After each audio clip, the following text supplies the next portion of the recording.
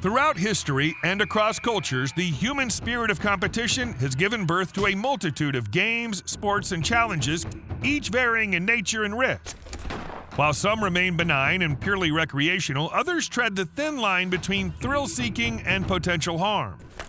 These include traditional games born out of historical and cultural contexts, and more modern iterations emblematic of the contemporary pursuit of extreme challenges. In this episode, we've listed the 10 most dangerous game challenges ever, some old but still practiced today.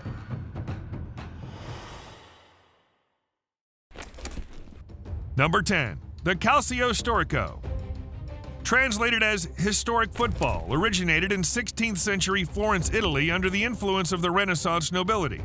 This sport is a fusion of rugby, football, and wrestling, and offers an enthralling spectacle once a year in June. The gameplay revolves around two teams of 27 players each, battling in a sand-filled arena for 50 minutes without intervals.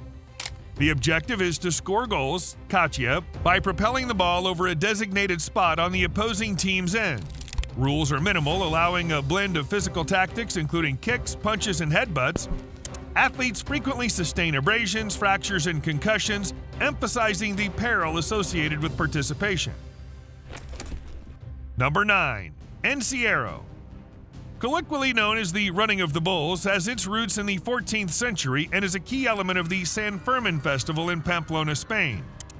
The practice was originally a pragmatic one, with bulls being transported to market by running through the city, a process that gradually adopted a festive ambiance. During ENCIERRO, participants attempt to outrun a group of bulls released onto a marked route. The event begins with a rocket launch, after which 6 fighting bulls are unleashed from their pen to chase runners through an 875-meter course that winds through the narrow streets of Pamplona, ending at the bull ring. Each year, numerous injuries are reported, ranging from bruises and fractures to goring wounds, but also sometimes fatalities. Number 8. The Bloody Knuckles. Also known as Knuckles, is a popular game with an ambiguous historical origin. Likely emerging in schoolyards, its widespread adoption across many cultures makes tracing its genesis challenging. The rules of Bloody Knuckles vary, but a common version involves 2 participants alternately hitting each other's knuckles until one concedes from the pain. Other variants include striking a coin spun on a table towards the opponent's knuckles. A scientific perspective reveals that Bloody Knuckles, while seemingly harmless, presents some potential risks. Repeated blunt trauma can cause superficial wounds, bruising, or in more severe cases, bone fractures and damage to the joints. Number 7. The FINGERHAKEN. Fingerhaken, or finger hooking, is a traditional sport that originated in the Alpine region of Europe, particularly Bavaria and Austria, as well as in parts of Switzerland. Its history extends back centuries, where it was commonly employed as a method for settling disputes. In Fingerhaken, 2 opponents sit across the table and hook their middle fingers in a combined strap. The goal is to pull the opponent across the table solely using finger strength. It's played in various weight classes and separated by gender. From a scientific viewpoint, Fingerhaken can potentially lead to injuries, most commonly to the fingers and hand. The nature of the sport places immense strain on the finger tendons and the hand muscles. This can result in sprains, strains, and even fractures in extreme circumstances. Number 6. The BUZKASHI. BUZKASHI, which literally translates to goat pulling, is a traditional Central Asian sport with roots dating back to the nomadic Mongol tribes. Primarily played in Afghanistan and Turkmenistan, it was historically a method to train horse riders for warfare. In BUZKASHI, horse-mounted players aim to place a goat carcass or a calf in a goal.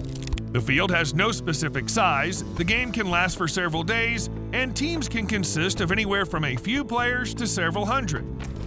From a scientific perspective, the inherent physicality and unpredictability of BUZKASHI contributes to its high injury risk. Participants can suffer from falls, trampling, and collision-related injuries, ranging from fractures and dislocations to severe head trauma. Number 5. The MUSANGWE. A traditional bare-knuckle boxing form traces its roots back over centuries among the Venda people of South Africa. This ancestral sport was initially a rite of passage for young men transitioning into adulthood. In MUSANGWE, 2 contestants fight with their bare fists until one is knocked out or concedes defeat. Traditional rules dictate the fight can also end when blood is drawn. The sport encourages strict codes of honor and respect, with experienced elders supervising the bouts. Scientific examination of MUSANGWE reveals it as a high-risk activity. The absence of protective gear like gloves or mouth guards significantly increases the likelihood of physical harm. Boxers are prone to injuries such as lacerations, fractures, concussions, and long-term neurological damage. Number 3. The cheese rolling. Formerly known as the Cooper's Hill Cheese Rolling and Wake, is a historic event tracing its origins back several hundred years in Gloucestershire, England. While the precise genesis is unknown, the tradition likely relates to fertility and harvest rituals. The central component of the competition involves participants chasing a 7 to 9 pound wheel of double Gloucester cheese down the steep Cooper's Hill. The first person to cross the finish line at the bottom, either upright or not, wins the cheese. The steep incline of the hill, coupled with the uncontrolled descent, leads to a high incidence of injuries. Participants often suffer sprains, fractures, and concussions due to falls or collisions. Number 2. The power slap. This sport, recently popularized in Russia and other Eastern European countries, involves two opponents taking turns slapping each other's face until one concedes or is knocked out. The history of power slapping as a formal sport is relatively short, with its inception in the 21st century. The rules are simple, with participants standing across a table from each other delivering slaps in turn.